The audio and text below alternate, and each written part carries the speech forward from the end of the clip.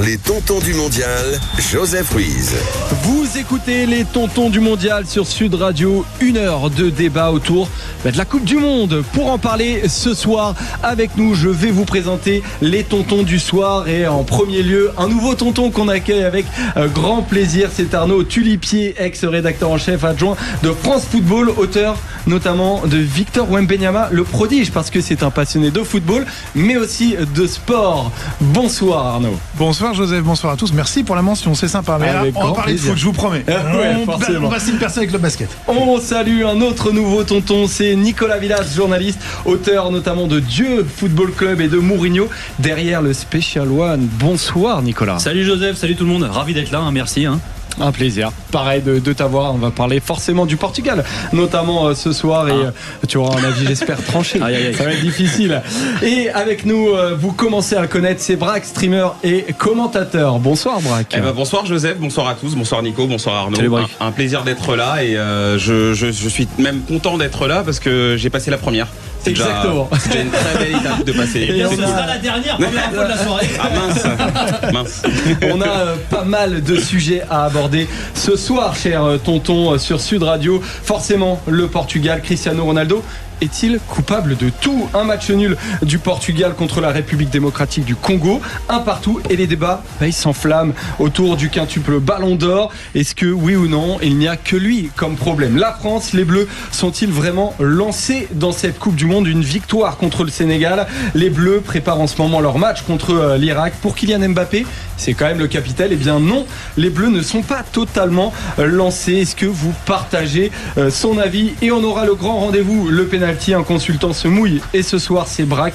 L'Angleterre, ils t'ont tapé dans l'œil, Braque, et tu nous raconteras ça en fin d'émission. Vous avez le sommaire des tontons sur Sud Radio, mais d'abord on s'échauffe. Les tontons du mondial, l'échauffement. Alors, les derniers résultats d'abord, pour faire un petit peu le point sur ce qui s'est passé depuis la dernière fois qu'on s'est quitté sur le plateau des tontons. Le match nul entre la République tchèque et l'Afrique du Sud, c'était à 18h. Il y a eu un partout avec une égalisation tardive des Sud-Africains sur penalty. Le match nul aussi, un partout entre le Portugal et la République démocratique du Congo. Ça, c'était hier soir. Victoire 4-2 de l'Angleterre contre la Croatie. La victoire 1-0 du Ghana contre le Panama. Et enfin, la victoire de la Colombie, c'était dans la nuit contre l'Ouzbékistan 3-1. Si vous n'avez pas pu rester éveillé, ne vous inquiétez pas. On est là pour choisir les informations, on va dire, les plus importantes qui ont eu lieu. Et on démarre avec celle qui a été choisie par Braque. Du coup, c'est autour d'un homme en particulier. Oui, c'est autour d'un homme et au-delà même d'un seul homme, c'est autour d'une catégorie de joueurs, les buteurs, les grands buteurs. Moi, j'adore. En fait, moi, j'ai toujours en mémoire ces 8 buts de Ronaldo phénoménaux en 2002 et c'est quelque chose qui m'a beaucoup marqué profondément, qui m'a créé un attachement avec ce type de joueur. Et c'est vrai qu'aujourd'hui, quand on écoute un petit peu ce qui se dit, on a l'impression que ces joueurs-là, on les respecte, mais on s'est transformé en analyste, en coach, en décortiqueur d'action. Est-ce que l'attaquant fait le pressing? Est-ce que l'attaquant fait les courses? Est-ce que l'attaquant fait les replis? Moi, je m'en fous de tout ça. Moi, l'attaquant, je veux qu'il marque des buts avant tout.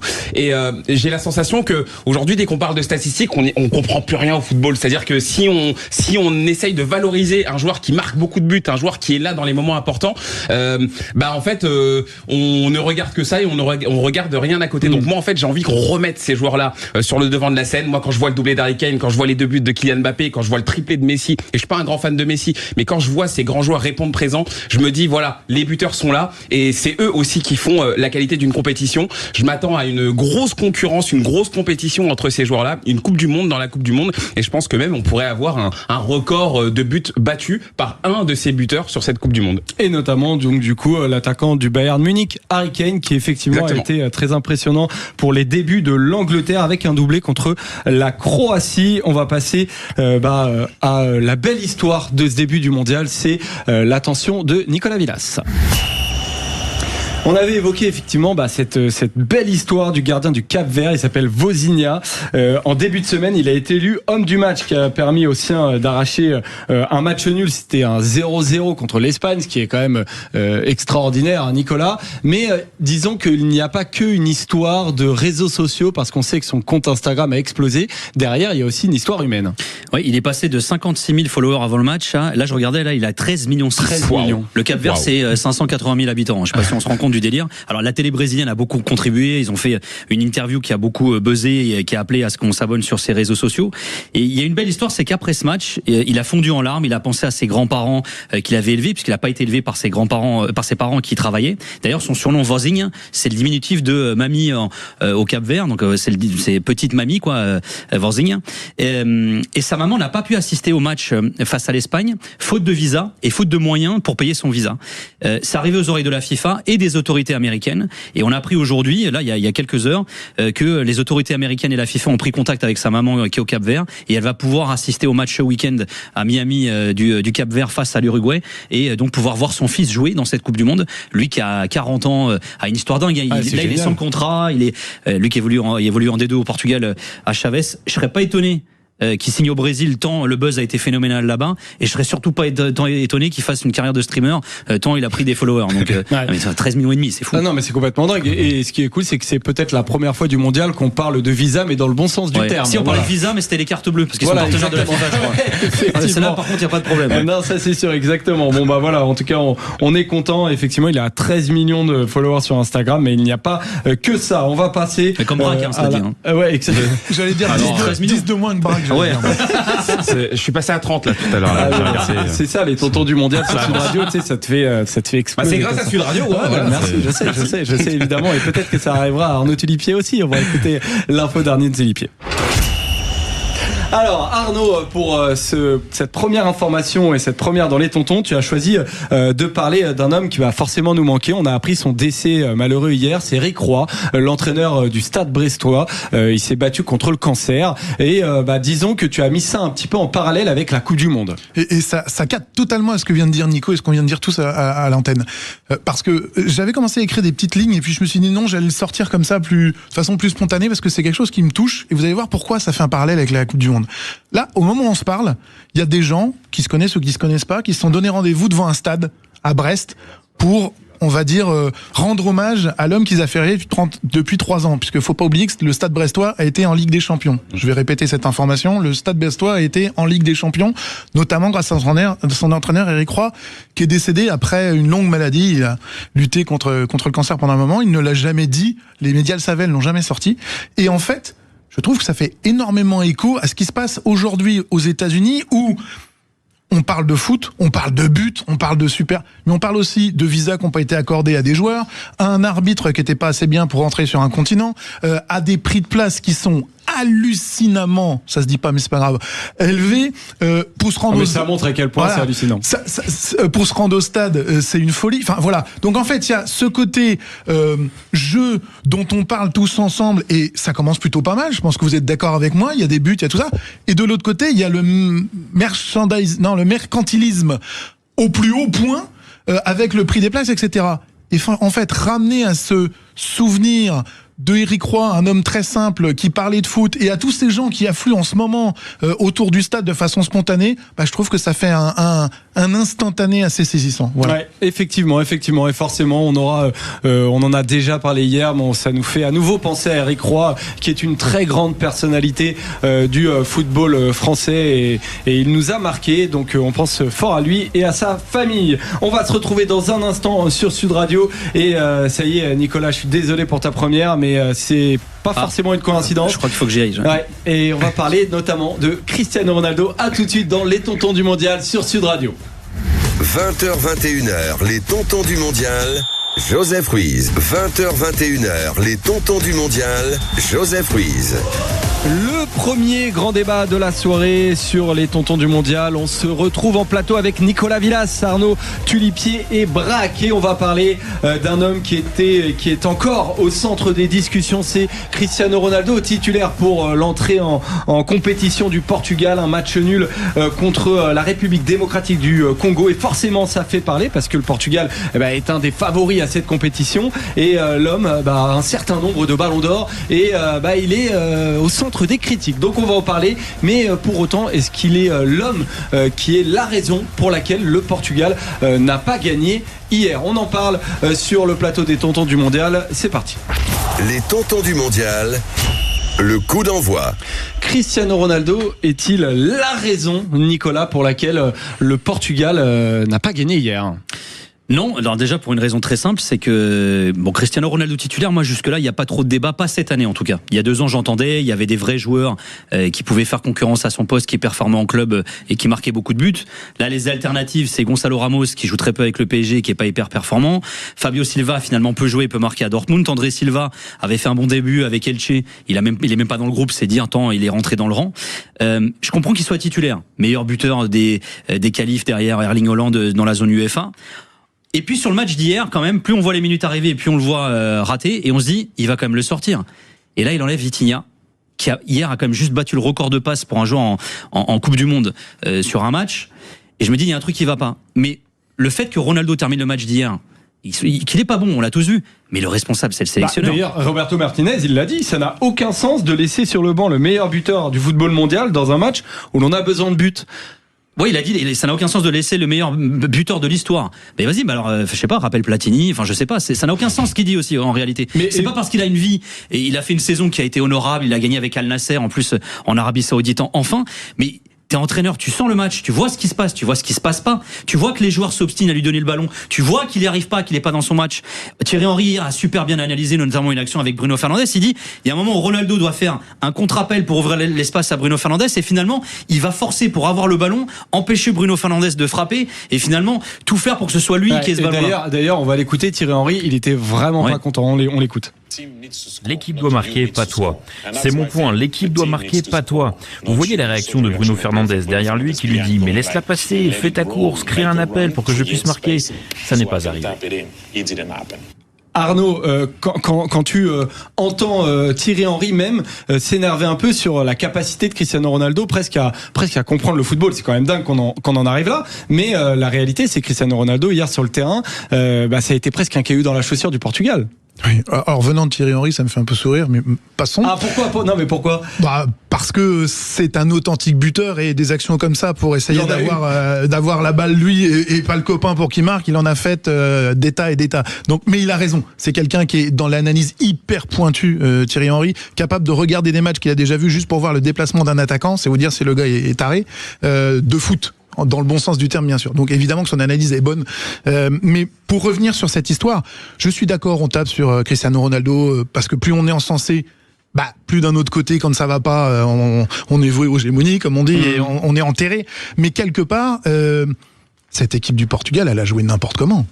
Il y a quand même un moment où il faut dire les choses. C'est-à-dire que bien sûr qu'il a pas fait... C'est pas ce que dit Roberto Martinez, bien sûr. Mais Roberto Martinez, c'est assez marrant parce que moi, j'ai pas le souvenir qu'il ait magnifié la Belgique non plus. Merci. Donc à un moment ou à un autre, voilà, il était sélectionneur Roberto Martinez de la Belgique avant de. Et là, je parle sous le couvert du spécialiste français, européen et mondial du Portugal. On est bien d'accord que le précédent sélectionneur du Portugal, qui était un peu le père spirituel de Cristiano Ronaldo, il avait commencé à le mettre un petit peu sur le banc, il me semble, il y a un an et demi, 2 ans, parce que... D'aucuns diront que ça lui a coûté sa place à Fernando Santos, ce qui est pas totalement vrai en soi, mais oui, alors c'est vrai, mais tu vois, pour en revenir encore une fois, si tu veux, moi, je comprends que Ronaldo soit titulaire sur le match d'hier. Je comprends encore plus qu'il soit dans la liste, du coup.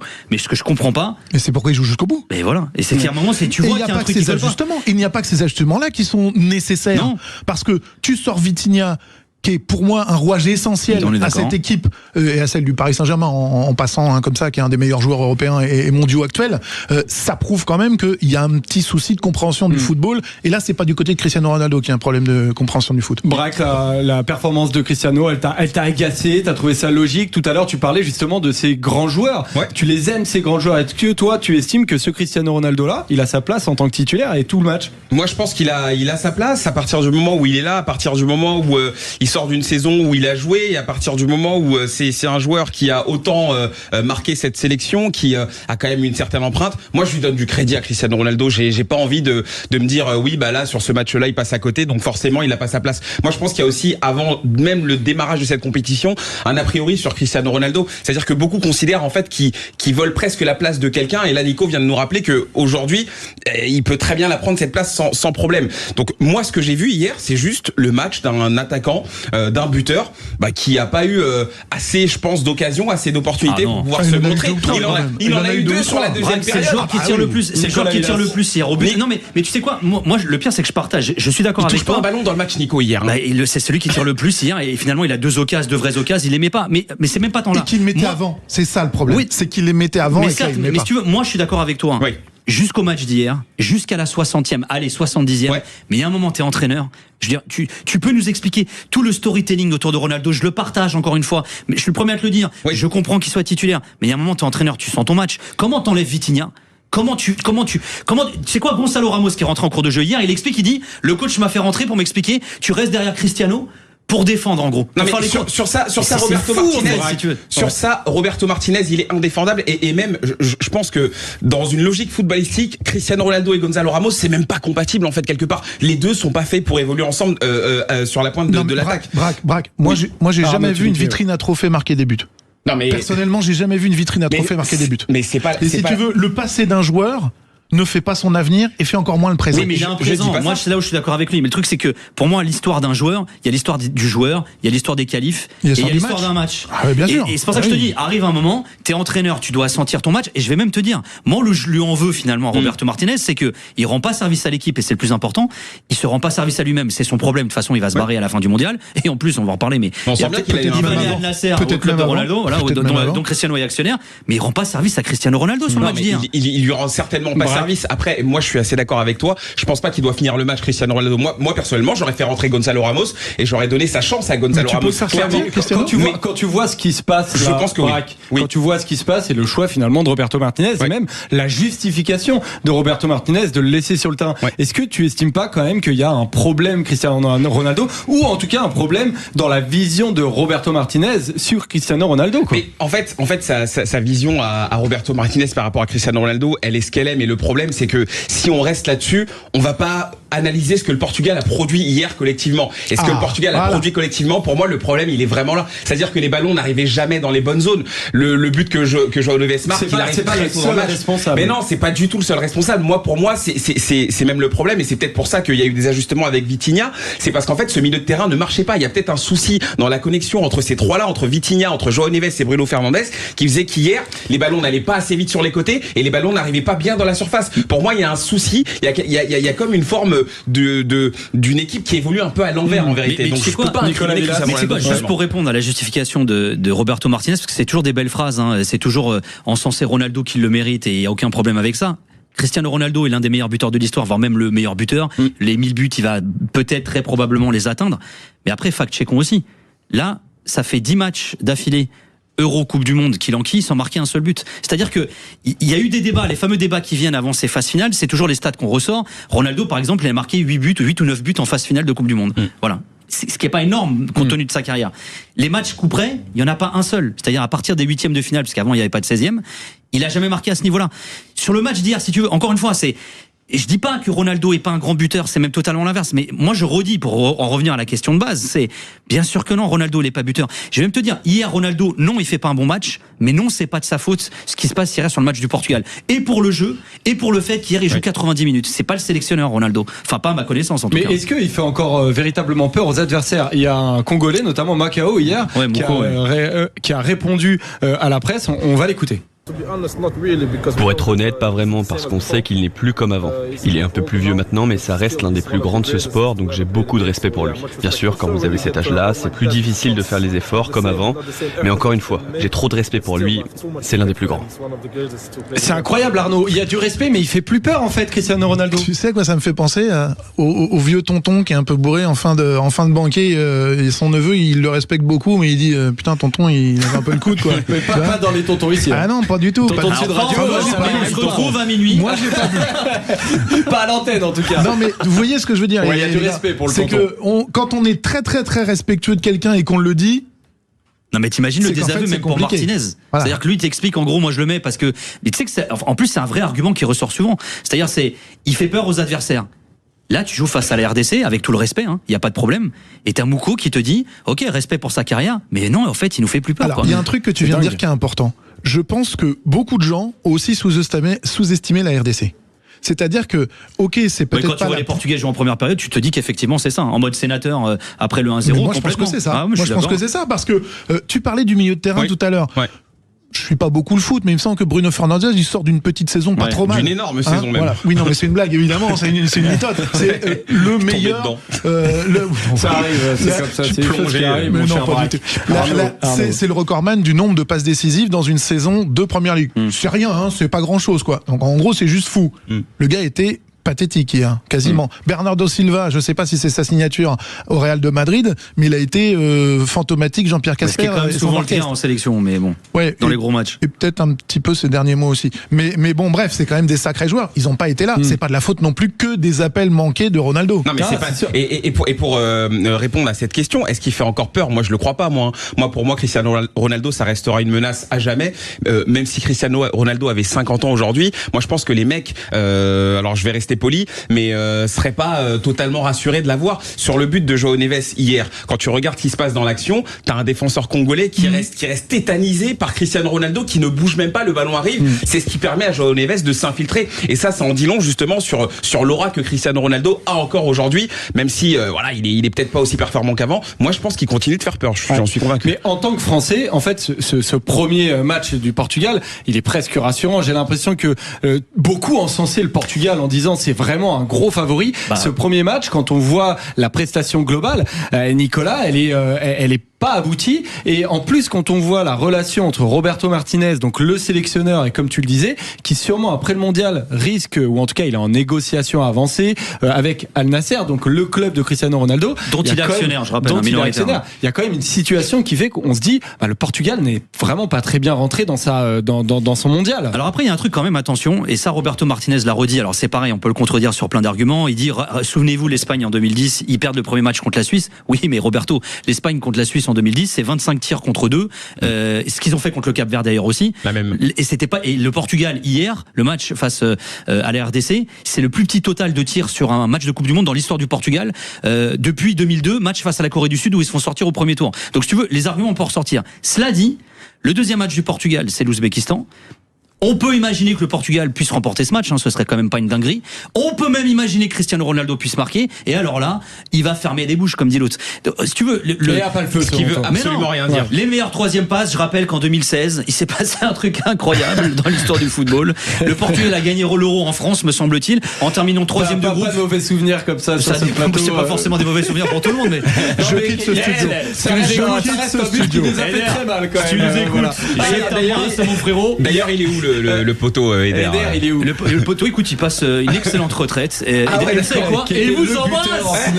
Il vous embrasse, les poteaux. Il y a quand même des mots qu'on va devoir biper à l'antenne, notamment cet attaquant-là qui a marqué en finale de l'Euro, effectivement. Si vous n'avez pas Eder, ne dégoûtez pas les autres. Allez, on continue la discussion dans les tontons du mondial sur Sud Radio, et une discussion qui là aussi va être très intéressante parce qu'on va évoquer nos bleus. Est-ce que oui ou non nos bleus sont lancés dans cette Coupe du Monde? À tout de suite. 20h21h, les tontons du mondial. Joseph Ruiz. Les Bleus sont-ils vraiment lancés dans cette Coupe du Monde? C'est la question qu'on va se poser sur le plateau des tontons. C'est la pause fraîcheur, et toujours la pause fraîcheur, c'est sur l'équipe de France. Les tontons du mondial, la pause fraîcheur. On est ensemble pour parler jusqu'à 21h à l'antenne de Sud Radio dans les tontons du mondial. Les tontons ce soir, Arnaud Tulipier, Nicolas Villas et Braque sont avec nous, et on va revenir sur la performance des Bleus. Victoire 3-1 contre le Sénégal mardi, doublé de Kylian Mbappé, un but de Bradley Barcola, on le rappelle, mais les Bleus ont ouvert le score à la 66e minute de jeu, un peu tard pour certains, et surtout il y a la manière aussi qui entre un peu en compte pour d'autres.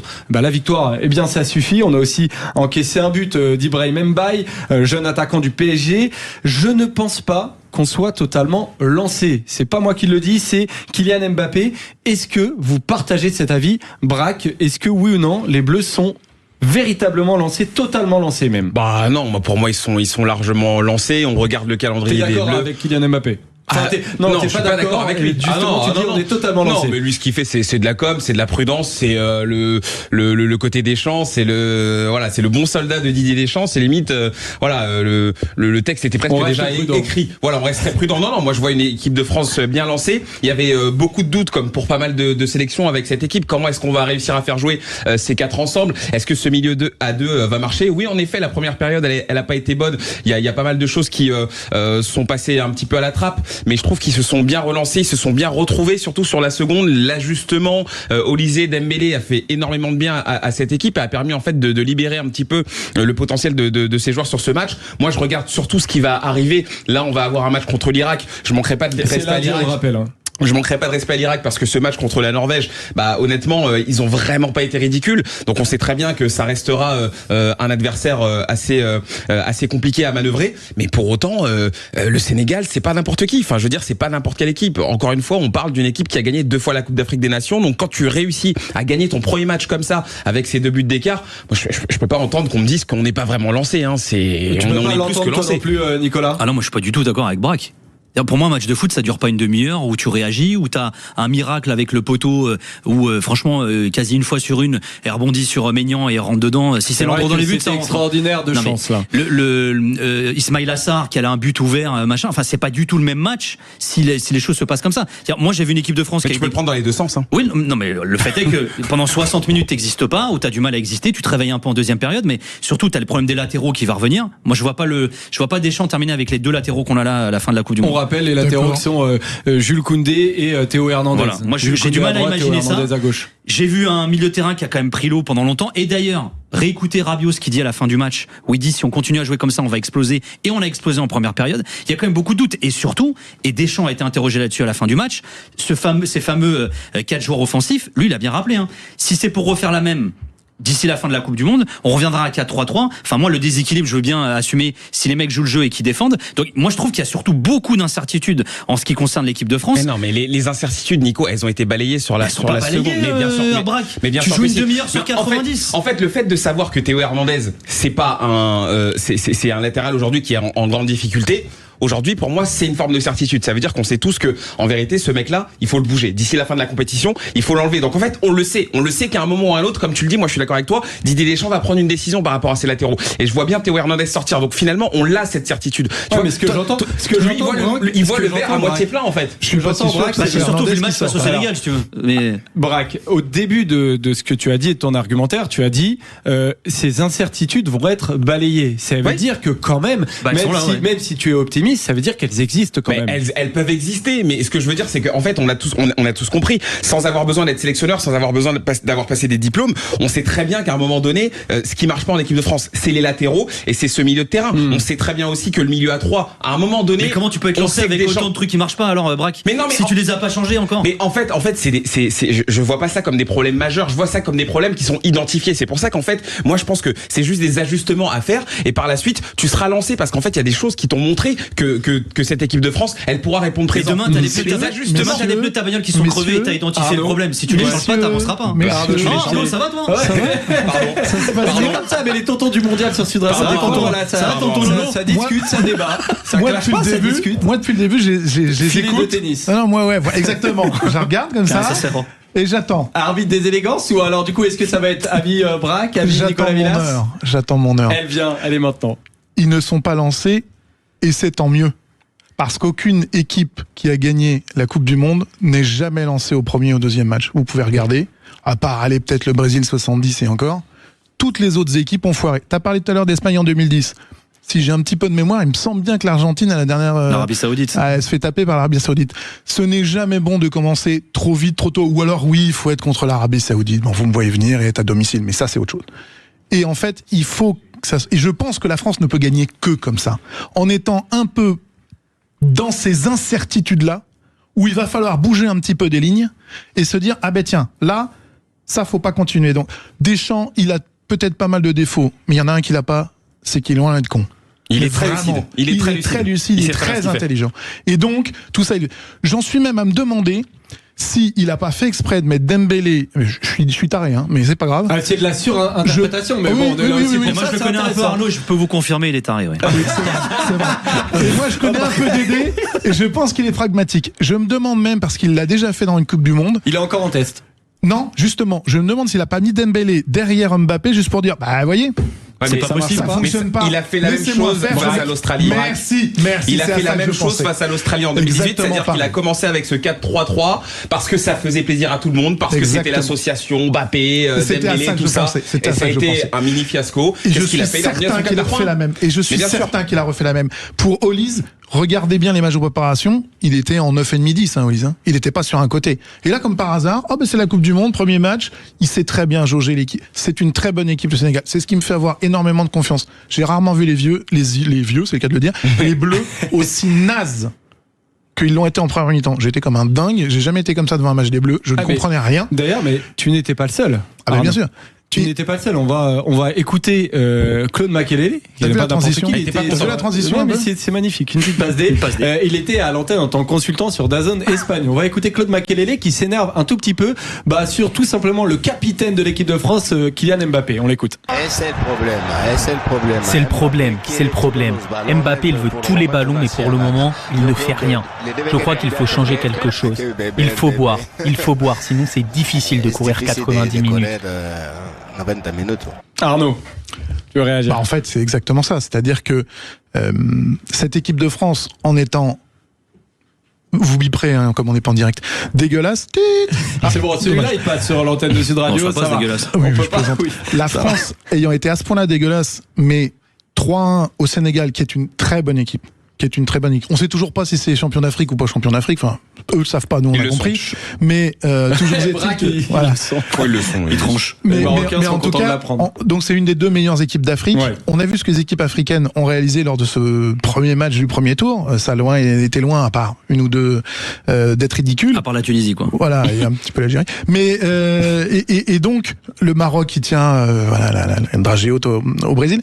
Et pourtant la France, en étant mauvaise pendant 60 minutes, met 3-1 avec des buts d'enfer. Et en fait, finalement, tout d'un coup, le mécano qui se met en place. Bien sûr qu'il y a des problèmes des latéraux. Je suis pas tout à fait sûr que ce soit Hernandez qui va sauter comme un popcorn.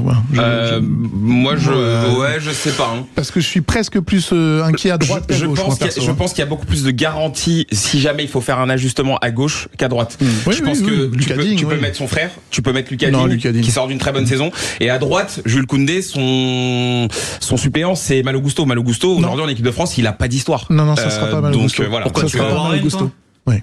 Franchement, j'ai du mal à imaginer que Dédé. Comment tu l'expliques à Malo Gusto, ça? Bah, regarde les matchs, garçon. Non, mais je suis d'accord, mais justement, regarde le match de Malo Gusto, il est pas dégueu au poste de Il est latéral. pas dégueu. Il est pas Mais- dégueulasse. mais Excusez-moi l'autre- l'expression, monsieur. Mais l'autre, il est revenu à un niveau de dingue. Enfin, Warren Zaïre-Emery, il est revenu à un niveau de, Ah, mais je de te dis malade.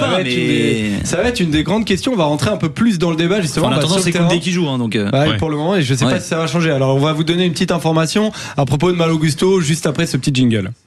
20h21h, les tontons du mondial. Avec quelques petites informations autour de nos bleus, parce qu'en fait, on s'en rend pas compte, mais le temps il va être long quand même avant le prochain gros match en jeu. On a envie de dire, si par hasard on se qualifie bien jusqu'en 16e. Après, bon, faut les gagner, hein, le match contre l'Irak, le match contre la Norvège. Mais là, en ce moment, les Bleus sont en train de préparer le match contre l'Irak. Les remplaçants de France-Sénégal ont participé à une opposition dans laquelle ils ont incorporé des jeunes. D'ailleurs, c'était les jeunes de New England Revolution. Il y a Kylian Mbappé d'ailleurs qui s'est montré, qui allait Prenez le regarder. goûter. Ouais. Il prenait le goûter Ouais, il s'est normal montré, devant voilà, le match. c'est Ah, une un petit petite Kinder Bueno. séance, voilà, exactement. Oh, tu le fais pas mal. J'aime bien. J'aime bien. Il a regardé avec à la vidéo du coup. Ah oui. Voilà, avec le staff vidéo, il est le seul à être monté. Regardez, Capitaine. voilà, en tant que capitaine. Voilà, on sent qu'il prend son rôle quand même à cœur. Hein, voilà, Kylian Mbappé. Ah, ça, oui, hein. Qui a ça, c'est sûr. Ça t'intrigue, cette Non, pas du tout, mais visibilité. non. Ouais, voilà. Vous êtes caustique, monsieur Ah non, Prescovic. absolument pas du tout. On a vu, alors du coup, pendant cette opposition, on a vu Lucas Digne s'essuyer un petit peu la semelle sur le pied de Malo Gusto. Alors, pour le moment, ça a l'air d'aller. Dembélé. Mais cela étant, Braque, j'ai l'impression que tu as vu cette image-là. Ouais. Moi, ça me fait me rappeler à quel point il peut y avoir de la tension parce que Lucas Digne, il lui met une semelle et derrière, il s'excuse. En tout cas, dans les 10 secondes qu'on a, sans doute qu'ils ont parlé après, qu'ils sont potes. J'en sais absolument rien. Mais on rappelle, ils jouent pas dans le même club. Lucas Digne à Everton et Malo Gusto à Chelsea. Bon, on rappelle que les deux. Aston Villa, pardon, effectivement. Mais qu'il y a de la tension dans un groupe comme ça aussi. Pendant une Coupe du Monde, faut gagner sa place. Non, mais je pense qu'il y a toujours de la tension. Après, je vois pas du tout un Lucas Digne avoir envie de blesser un Malo Gusto. C'est juste voilà, ces mecs-là, faut aussi se mettre à la place des remplaçants. Les remplaçants, ils sont importants pour la vie de groupe, c'est sûr. C'est important d'avoir des mecs en forme dans la tête. Mais quand ils ont l'occasion de jouer, quand ils ont l'occasion, de participer à des oppositions, des entraînements, forcément, ces mecs-là se donnent parce qu'ils ont besoin aussi de taper dans l'œil. Ils ont besoin de montrer aux coachs qui seront présents si jamais on fait appel à eux. Donc c'est logique de voir ce genre d'image. Après, en termes d'animosité, moi j'en vois pas vraiment. C'est juste comme ça. C'est du foot, c'est du haut niveau. Les mecs se donnent, quoi. Nous, les matchs, on les voit et on voit ce qui se passe au poste de latéral et au poste des latéraux. Eux, ils les vivent, les matchs. Donc si nous, on se pose ces questions-là, mais eux, ils se les posent, mais avec tout ce que ça implique pour eux. Donc là, t'as une confrontation, t'as envie de montrer que t'as envie, que t'es là, tu veux y aller. En plus, il n'y a pas vraiment de rivalité entre les deux, ils jouent pas même pas. Mais c'est dire à quel point, effectivement, il y a de l'enjeu dans ces matchs face à, avec des U15 de l'équipe d'MLS. Souvent, quand il y a plein de personnes qui regardent ces vidéos en se disant, à l'entraînement, ils sont à l'entraînement, en fait. Mais en fait, les entraînements en Coupe du Monde, faut vraiment gagner sa place. On joue comme on s'entraîne. On joue comme on s'entraîne. Exactement. Vous imaginez s'il y en a un qui va. Alors déjà, on dit toujours que c'est comme ça qu'on se blesse. C'est quand on met pas vraiment l'énergie et quand on met pas vraiment la volonté. Mais surtout, vous imaginez Deschamps et son staff qui voient un mec qui arrive en claquette de chaussettes, qui a pas très envie de jouer. Bon, il va être déjà qui joue pas, et il va être relégué vite. Mais ces joueurs-là, à aucun moment ils vont aller à un entraînement de Coupe du Monde en se disant tiens, ils sont sympas les U15. Non, pas du tout. Ils veulent tout arracher pour au moins, parce que tu ne peux devenir pro à ce niveau-là qu'en ayant ce degré d'exigence-là, qu'en ayant cette envie et ce besoin de montrer. Donc en fait c'est juste dans leur gène. Alors ça prépare donc le match contre l'Irak et certes il y a le dossier Mbappé qui pour Deschamps ne semble pas du tout être une question. D'ailleurs Kylian Mbappé va être titulaire en 10, surtout avec un doublé. En revanche il y a le dossier l'intercalaire Ousmane Dembélé où là c'est un peu moins clair. Alors moi je vous pose la question Nicolas, est-ce que Ousmane Dembélé selon toi va être titulaire en tant que qu'ailier droit? Du coup Arnaud, pour toi c'était plus synthèse, donc peut-être que ça va changer, tu nous diras. Mais Nicolas, est-ce que pour toi le match contre l'Irak ne va peut-être pas être un tout petit peu plus favorable, on va dire, à Ousmane Dembélé que celui contre le Sénégal? Alors moi j'avais vu le match de l'Irak face à la Norvège, je les ai trouvés très joueurs, donc je trouve que c'est plutôt de bonne augure pour les Bleus. Enfin ils se livrent d'ailleurs, ils en ont pris 4, donc c'est qu'il y a pas de hasard. Moi j'espère qu'il va jouer en tout cas. Et moi, je t'avoue que j'arrive à comprendre finalement l'analyse qu'on fait d'Ousmane Dembélé parce qu'il n'a pas les références de Kylian Mbappé en équipe de France, mais Kylian Mbappé, il n'a pas les références d'Ousmane Dembélé en club. Tu veux, c'est assez fou d'ailleurs, ce qui est assez rare. Kylian Mbappé, c'est un joueur de sélection. C'est même un joueur de Coupe du Monde. Ses stats le prouvent. Il a toujours répondu présent. Il a toujours tendance à livrer plein d'interviews, à s'exprimer beaucoup avant les grandes compétitions et derrière à assumer et à répondre présent. Et puis Ousmane Dembélé, il est ballon d'or, ce que Mbappé n'est pas. Et il a du mal finalement. Il n'y a pas de match référence. Il n'a pas ces refs-là, les mêmes que Mbappé en équipe de France. Et pourtant, moi, par exemple, le match face au Sénégal, je persiste à dire et à croire qu'Ousmane Dembélé joue pour l'équipe comme il le fait au Paris Saint-Germain. Sauf que le système n'est pas le même. C'est-à-dire qu'on se dit, Mbappé brille parce qu'il a la connexion avec Olysée, parce qu'il fait des super appels. Ouais, mais les ouvertures qu'Olysée trouve, c'est aussi grâce aux appels de Dembélé, de Barcola, de Doué, etc. Il fait un travail de l'ombre qu'il fait déjà au Paris Saint-Germain que Mbappé fait pas. On a souvent tendance à dire, et d'ailleurs Deschamps y a répondu après le match face au Sénégal, il a dit la même chose qu'Arbeloa lorsqu'il était entraîneur du Real, disait sur Mbappé, c'est en mode, moi je lui demande pas de défendre, je lui demande de marquer des buts. Dembélé, on lui demande lui de défendre et il le fait. C'est vraiment brillant, mais il le fait. Non, mais Ousmane Dembélé, en vérité, ça fait un peu de la peine de le voir comme ça, parce que c'est vrai que quand tu sors d'une saison où tu rayonnes autant, je dirais même quand tu sors de 2 saisons comme ça, c'est dur de voir ce joueur-là, et c'est même une anomalie, en fait, quelque part, de le voir aussi perdu sur le terrain. Mais le problème, c'est que Ousmane Dembélé, il a jamais vraiment trouvé sa place en équipe de France. Le souci, il est vraiment là. C'est qu'en équipe de France, on revoit le Ousmane Dembélé, plus ou moins de ses débuts. Ce qui s'est passé au PSG, c'est vraiment un cas totalement isolé. C'est-à-dire qu'il est tombé sur un un entraîneur, un père spirituel qui l'a fait switcher dans sa tête. Il a compris, il a reçu le message et en fait ça s'est transposé, ça s'est transformé sur le terrain. Le problème en équipe de France, c'est qu'il n'a pas eu cette rencontre. Il s'est pas passé ce truc qui lui a permis de passer ce step et on l'a bien vu sur le match contre le Sénégal. Pourtant, il en donne des ballons dans ce match. Il essaye de trouver Kylian Mbappé. Il y a des moments où il est imprécis, il y a des moments où c'est l'appel de Kylian Mbappé qui connecte mal. Mais il essaye maintenant. Il n'a pas trouvé ce truc. Il a été Arnaud juste avant. On va écouter Aurélien Tchouameni parce qu'il a fait un stream. Alors pendant la Coupe du Monde, ils ont des interviews comme ça. Effectivement, c'était pas The Bridge pour le coup, c'était sur la chaîne Open. Mais il a notamment soutenu Ousmane Dembélé, Aurélien Tchouameni, son équipier. Moi, j'ai envie que tu me parles un peu de Dembouz, notre magicien Dembouz, notre Ballon d'Or, mon frère. Ouais, Dembouz, c'est Dembouz. Déjà, c'est un élément grave important pour l'équipe. Je pense que c'est le gars qui rigole le plus, tu vois, il met tout le monde à l'aise le matin, il est toujours de bonne humeur et tout.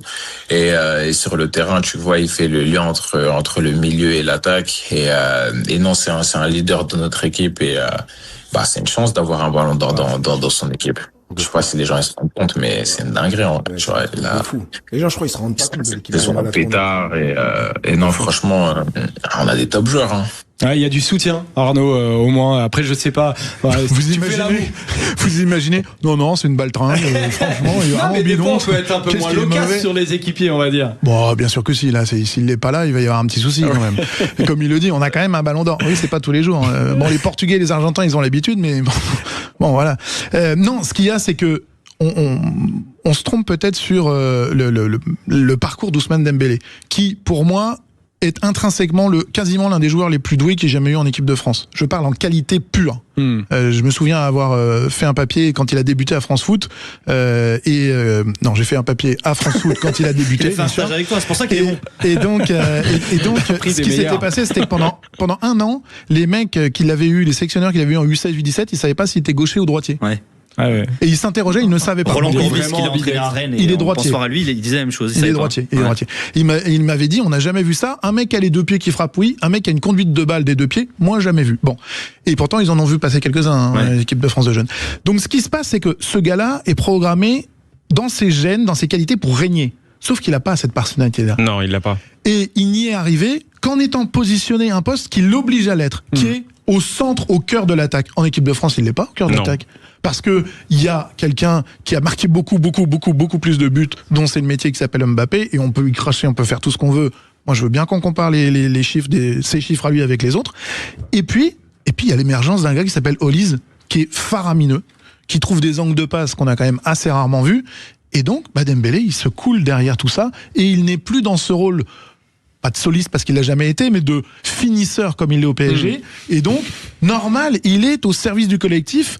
Au PSG, il arrive à faire les deux, et là, c'est pas son rôle, c'est pas ce qu'on lui demande. Par contre, ce qu'on lui demande aujourd'hui, c'est en phase offensive de réussir les dribbles et les passes. Ça, il va falloir qu'il s'y mette. En tout cas, selon notamment les informations de l'équipe et de Bertrand Lartour, un journaliste de l'équipe qui disait que en tout cas, de son côté, Ousmane Dembélé n'était pas forcément le plus heureux de son match. Il en est conscient. Il va essayer d'avancer un tout petit peu. Les amis, les tontons du mondial, on vous remercie de nous écouter, peut-être en direct, peut-être en podcast. On vous rappelle, on peut nous écouter en podcast, les tontons du mondial sur Sud Radio et sur sudradio.fr, rubrique podcast. On continue tous ensemble. On se retrouve sur Sud Radio. On va avoir un débat et un avis très fort sur l'Angleterre de Braque. Soyez prêts, à tout de suite. 20h, 21h, les tontons du mondial. Joseph Ruiz. Tontons du mondial, Joseph Ruiz. On est ensemble pour encore quelques minutes sur Sud Radio dans les tontons du mondial, votre émission du lundi au vendredi de 20h à 21h. On est ensemble et autour du plateau, Arnaud Tulipier, Nicolas Vidas et Braque sont les tontons du soir, et on va terminer comme tous les soirs avec le penalty qui ce soir est tiré par Braque. Braque, tu as regardé le match de l'Angleterre et tu vas nous dire qu'ils vont peut-être pas mal terminer cette Coupe du Monde. Les tontons du mondial, le penalty.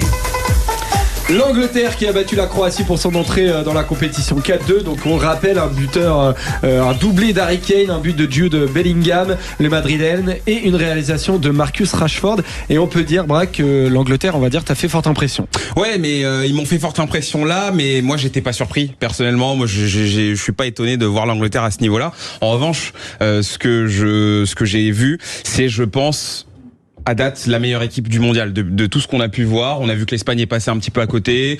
On en a parlé. La France, il y a peut-être des incertitudes. Le Portugal, je n'en parle pas pour ma propre sécurité. Et Nicolas Villat s'est avec nous sur le plateau des Tontons du mondial. Exactement. Et on peut parler d'autres nations qui sont un peu passées à côté de moi. Mais à quel point ça veut dire que pour toi ils vont être champions du monde? Alors pour moi ils vont être champions du monde. En fait c'est une conviction très profonde que j'ai depuis maintenant 8 ans qui date de cette non mais clairement. Il est né avec en fait. Qui date de cette coupe du monde. Faut pas me faire des émissions avec lui parce que ça peut vraiment vriller très vite. J'ai pas vu. Il est né bélier à sang d'anglais lui. J'ai pas vu d'alcool moi dans les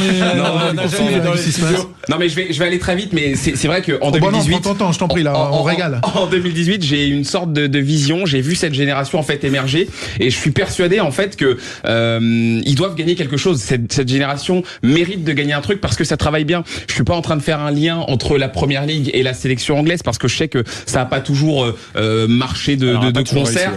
Voilà, mais je trouve qu'il y a des fondations qui ont été posées par Gareth Southgate, comme que certains appellent Porte Sud. Je trouve qu'il a bien posé les fondations de cette maison. Je trouve que la fédération a bien travaillé aussi avec l'émergence de beaucoup de talents, des joueurs qu'on voit encore émerger même aujourd'hui, tous les Cole Palmer, les Foden qui sont même pas là. Mais ces joueurs-là ont permis de donner quand même une certaine consistance à cette équipe. Et aujourd'hui, on a un coach qui est arrivé, qui a fait des choix, qui a vraiment tranché, qui en a laissé pas mal sur le bas de la route, sur le côté, pardon, et qui a décidé aujourd'hui, de composer avec des joueurs en lesquels il a entière confiance. Et on a vu hier des scènes, on voit que ce coach Thomas Tuchel est respecté. Et je pense que c'était le chaînon qui manquait pour permettre à l'Angleterre d'enfin passer ce step. Tu fais pas 2 finales d'Euro en si peu de temps par hasard. Et moi, je pense que ça y est, cette année, ils vont être champions du monde. Et me faites pas dire ce que j'ai pas dit. Je souhaite que ce soit la France. Mais si je suis objectif, je pense que ce sera l'Angleterre. Tu as dit que tu préférais que ce soit l'Angleterre. On a tous entendu. J'ai pas préféré. Je plaisante bien évidemment. Arnaud, est-ce que tu as eu la vision toi aussi de l'Angleterre championne du monde? The Vision. Documentaire Netflix. Non mais on s'était jamais rencontré. Je le trouvais super, vraiment. Des super arguments. Franchement, je le trouvais hyper crédible. Sur l'Angleterre. Et tout d'un coup, tout s'écroule. C'est terrible quand même. Clippez-le, vraiment clippez-le. Mais non. Là où il a raison, c'est que elle a enfin un architecte. Je serais moins. Qui est Thomas Tuchel, donc l'ancien entraîneur du Paris Saint-Germain, du Bayern. Je serais moins l'audateur sur la Porte Sud dont tu parles, Southgate qui était quand même l'ancien sélectionneur. C'était un peu compliqué. Il y a du talent dans cette équipe. Il y a surtout un joueur, évidemment. Ils ont un attaquant. C'est faux. Attends. Il n'y a pas qu'un joueur. Laisse-moi y aller. J'ai pas dit qu'il y avait qu'un joueur. J'ai dit ils ont surtout un joueur. J'ai pas dit qu'un joueur. La nuance. Ils ont un joueur qui est exceptionnel, qui est vraiment Harry Kane. Ils ont des joueurs pour l'alimenter, des joueurs pour l'aider, des gens, quand tu mets Rashford sur le banc, qui rentre, qui met un beau petit but, c'est bien. Par contre, j'ai toujours une interrogation sur l'éternel problème de l'Angleterre, qui est gardien, défense et un peu milieu récupérateur. Alors je sais bien que le petit Anderson à Notts County, Nottingham Forest, il a fait une très bonne saison, meilleur récupérateur de la Première Ligue, etc., etc. Bon, après tu tends le pied, tu récupères le ballon en Première Ligue, mais je trouve que ça manque de sécurité. Oui. Et je pense que tu ne peux pas aller loin si tu es un petit peu comme ça, tu n'as pas donné des références. Moi, il y a quelque chose, on n'en a pas parlé tout à l'heure, il y a quelque chose qui m'a énormément rassuré dans le match de l'équipe de France, c'est la défense centrale, qui a été incroyable, j'ai trouvé, et qui a vraiment qui a des certitudes. L'Angleterre n'a pas ces certitudes-là. Peut-être que l'Angleterre va aller loin, je leur souhaite. J'aime beaucoup ce football, j'aime beaucoup certains joueurs, mais je trouve que c'est quand même encore un petit peu à trous. Nicolas, est-ce que tu partages la vision de Braque et de ce penalty? Écoute, j'ai pas eu de vision, mais j'aime bien ce qu'il dit. C'est-à-dire, j'arrive à capter ce que tu dis. Tu me sens? Je le sens pas forcément, mais disons que le travail de l'Angleterre, notamment avec les catégories de jeunes sur les dernières années, est en train de porter ses fruits. Là-dessus, je te rejoins totalement. Et surtout, et là je vous rejoins tous les deux, je pense que Tuchel a fait ce que Southgate n'osait pas faire et ce que beaucoup de sélectionneurs n'ont pas osé faire dans cette Coupe du Monde, à savoir c'est trancher et choisir. Au Portugal, tu veux dire notamment. Au Portugal, mais même la France. Je veux dire là, pour l'instant, il a les 4 offensifs parce qu'il veut pas trancher encore Deschamps et parce que pour l'instant ça passe quoi. Mais bon, enfin bref. Mais il a